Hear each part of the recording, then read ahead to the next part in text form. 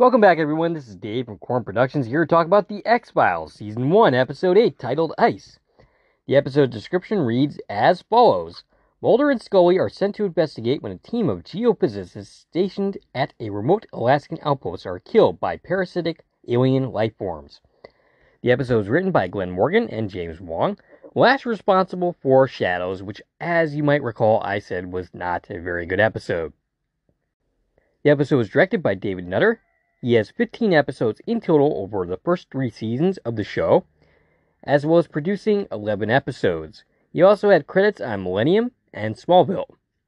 The episode originally aired on November 5th, 1993. Before going further, I'll tell you a couple of things. One, this is not a spoiler-free podcast. So if you haven't watched the episode, I highly recommend you go and check it out, and then come back and give me a listen. Secondly, if you're listening on one of the platforms that this podcast is now available on, please follow. And feel free to check out my YouTube channel, Corn Productions, where additional content can be discovered. If you're already on my YouTube channel, please like, share, and comment, as well as subscribing to my channel. Alright, so yes, it has been a while since I've done this series. Unfortunately, my energy level does not quite meet my ambitions. But Stacy is currently on vacation. She has plenty of wedding stuff to do with her sister, who is getting married. Shout out to Alicia Culver, who is getting married to Caitlin. And with her being unavailable, I thought it would be a nice time to return to this series, and what a triumphant return it is. You can certainly see a resemblance to the John Carpenter movie The Thing, and this series would do a similar episode next season titled Firewalker, which would not be quite as strong, though it does feature a guest starring role for future West Wing and Handmaid's Tale star Bradley Whitford. This is a well-worn sci-fi concept, and there is a reason for that, because it's a concept that works to create a paranoid crackerjack thriller. This has excellent performances from the guest cast, as well as series star David Duchovny and Gillian Anderson. Now, you'll note that the next time I talk about this series for the episode Space, I will be saying the exact opposite. Internet Movie Database Trivia points out that the series star production designer Graham Murray also worked on John Carpenter's movie The Thing, which this episode is compared to. In fact, I just talked about that. According to the X-Files wiki, Alaska was chosen as the setting for this episode so that the FBI would have a reason to become involved. The episode was conceived as a bottle show, written to take place mostly on one set, which was due to a budgetary concern regarding the X-Files at this point in the show's history. Glenn Morgan explained that a primary influence on this installment was the fact that we needed a contained set because we were really over budget. And it's kind of funny because the next episode, Space, would also be conceived for the exact same reasons. Unfortunately, it would be a lot less successful, both as a cost-saving measure and as an episode, but we'll get to that next week. Or whenever it is that I actually get around to actually doing that episode, which I intend to be much sooner than I did this episode from the last time I talked about this series. So getting into the scene by scene, the episode opens in a snowy, remote outpost. A shirtless man who looks like he just came from Fight Club, which, oh by the way, you're not supposed to talk about, wanders around a cluttered research lab with a gun. He broadcasts, "We are not who we are," creepily over radio before being attacked. The two find themselves in a Mexican standoff before mutually deciding to commit suicide. And credits. One of the men in the teaser who shoots himself is played by Ken Krisinger, and he's the stunt co-coordinator on the series according to Internet Movie Database Trivia. After the credits, Mulder is giving Scully the rundown on the case. The scientists involved with the Ice Core project seemed successful until a final transmission that we were just privy to. And interesting to note that the date stamp on the recording happens to correspond to when this episode actually aired. They are going down there with some scientists who are familiar with the project. And by the way, Mulder, you can just leave me behind because this is way too cold for me. I'd rather go to Hawaii or something along those lines. They meet up with some scientists at an Alaskan airport, including Dr. Daniel Murphy, played by Steve Heitner. And I'm totally guessing on the pronunciation there, per usual. He's got 98 credits, including 7 episodes of Roswell. And Dr. Hodges is played by Alexander Berkeley, who has 155 acting credits, including the ill-fated stepdad of John Connors, who dies gruesomely in Terminator 2. And he has 27 episodes of 24. Wouldn't it be great if he just shaved 3 episodes off of that, and it was just 24 episodes of 24. But alas, that is not the case. And he has plenty of numerous one-off television guest appearances. And then there's Dr. De Silva, played by Felicity Huffman. She has 61 acting credits for her, and Aaron Sorkin apparently was a big fan of her because she was a regular on Sports Night and had a singular appearance in the West Wing episode as Anne Stark for her character, or for this act, which was a very memorable appearance. I believe that episode was in the second season, titled The Leadership Breakfast. Hodges asked for everyone to present their ID to prove that everyone is who they say they are. Are you a little paranoid there, Dr. Hodges? Well, that's great, because that means you'll fit right into this show. And then, in comes, driving a little crazy, Bear, played by Jeff Kober, who has a passing resemblance to Matt Dillon. He's not impressed, nor receptive to Dr. Hodges trying to get his ID. He has 141 credits. He seems to have made a home for himself, having appeared on General Hospital for 222 episodes. That is, in fact, pretty impressive. Bear flies them to the facility. Bear flies them to the facility, and they wander around with flashlights, where they eventually end up finding a melting core sample. Eventually, they get the generator going, and I say, let there be light. Mulder is assumed attacked by a dog, and apparently this dog is the father of Duchovny's dog. After much chaos, the dog is given knockout juice by Dr. Hodges. Mulder is fine, but Bear has a wound. Dr. Hodges examines the dog and discovers symptoms such as black spots, skin irritation, and something moving under its skin, which understandably freaks everybody out. Bear seems to be exhibiting similar symptoms, which he discovers in private.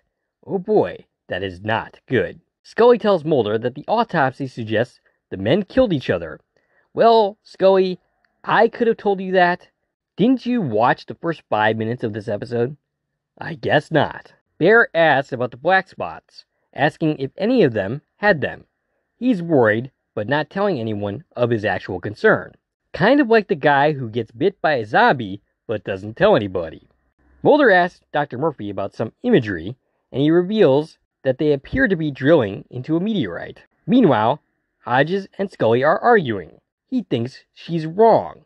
Wait a second here. Scully wrong? She can't be. That's impossible. I mean, unless she was arguing with Mulder, in which case she would very much be wrong. Apparently, there's some chemical in the body that couldn't possibly be there. And Murphy discovered some single-celled organisms in the eye sample, which he didn't bother to tell anybody.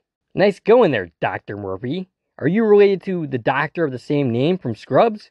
It would certainly explain a lot. The same organism was found in one of the doctor's blood, one of the doctors that became violent and ended up killing themselves. Mulder says they can't leave without proper quarantine procedures, and that's very responsible of him. I am very impressed. But Bear wants to leave.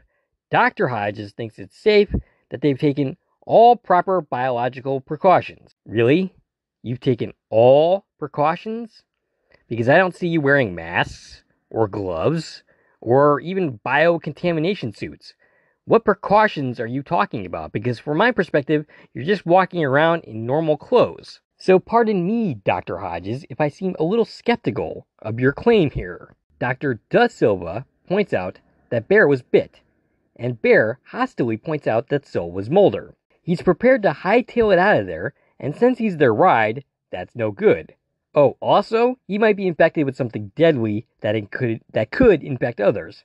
That is also not good.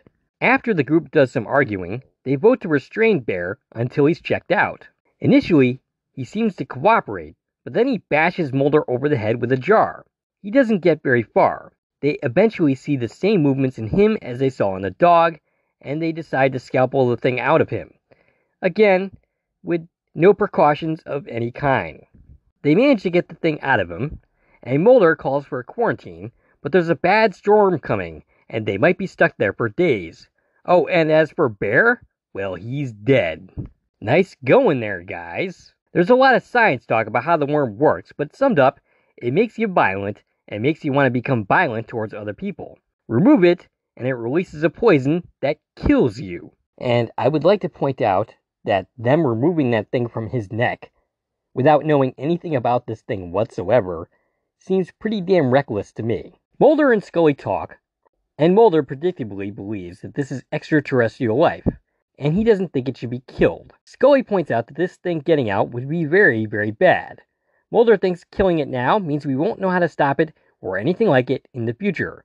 Yeah, I'm with Scully here. Just kill the thing now. The argument continues, and the scientists overhear this conversation, or rather, loud argument. Hodges thinks that Mulder and Scully knew that what they were going to encounter here. He also points out that some of the blood got on Scully. Dr. De Silva points out that it also got on him. Yeah, that's right, because once again, all of you dumbass failed to take any kind of precautions whatsoever, despite claiming that you did so. Hodges interrupts Scully and Mulder's argument to insinuate that Scully might be infected, and this leads to everyone stripping down all of their clothes to get examined in front of each other, complete with a shrinkage joke from Mulder that amused my much younger self. The exam turns up nothing, but Mulder points out the spots in the dog went away, meaning that any one of them could be infected, and some of the symptoms would not be visible. Alone in their sleeping quarters, everyone seems on edge, and I wonder why. Mulder at night is compelled to investigate some loud noises that he hears, and finds Dr. Murphy dead in a fridge. Unfortunately, this is how he is found over the body of Dr. Murphy by everyone else, which looks slightly suspicious. This leads to a tense scene where they want to examine him, but Mulder doesn't want to because he doesn't trust any of them. And it ends with Mulder and Scully pointing guns at each other for the first time, though not the last time in the series. Mulder is led to confinement, solitary confinement, if you will, and he points out that in there, he will be much safer than herself. Hodges talks Scully into giving up her gun, and says that Mulder isn't one of them anymore. Scully begs to differ. She says that if he is infected, it's not his fault. Hodges is doing some sciencey stuff, and he instructs Dr. Silva to do something, but she accidentally puts two infected blood streams together, and they end up getting into a fight about it. But as they are fighting, Dr. Scully looks under the microscope and discovers that the worms end up killing each other. They surmise that the cure is putting a worm in an already infected body, and so they do so to the dog. And by the way, I should point out that there were no dogs harmed in the filming of this episode. I mean, at least as far as I know. The dog whimpers, and then is suddenly just fine and dandy, and the worms are found in its stool. They propose doing this to Mulder without knowing for totally sure that he is in fact infected. Scully goes in to try to convince him to do it, but Mulder argues that he'll just end up infected. They end up examining each other and determine that they are clear. Mulder exits solitary confinement with Scully. They say they examined each other and that there is no sign of infection. But Hodges isn't convinced by this at all and pretends to be so, just so he can lock Scully in confinement in order to give Mulder the worm, which is when they discover it's actually Dr. De Silva who is infected. A struggle ensues. They manage to get the worm into her, and voila, she is cured. Outside, Hodges tells Mulder that Mulder and Scully are clean. Mulder wants to go back with proper equipment, like they should have done in the first place, but Hodges tells Mulder that the government torched the place. Mulder tells Scully it's still there, in the ice. Scully says to leave it there, and once again, I am in complete agreement with Scully. And that is where the episode ends. Like I said, fantastic episode. Definitely a classic of the series. They would return to this well more than a few times, but I think this was the most successful version of this episode. The next time we meet to talk about the X-Files will be for the episode Space. Yeah, we're going from one of the best episodes of the season to one of the worst. In fact, it's probably in the top 10 worst episodes of the series, and given the 217 episodes that this series aired, that is saying something. So the seesaw of a season will continue with Space. In the meantime, if you like this video and want to support the channel, there are a number of ways to do so. You can follow me on Twitter at Core Productions. You can join one of my Core Productions Facebook pages. You can buy something from the Corn Production store on Zazzle. You can buy me a copy, which is a way to support content creators such as myself. You can join the Corn Productions membership for 99 cents a month.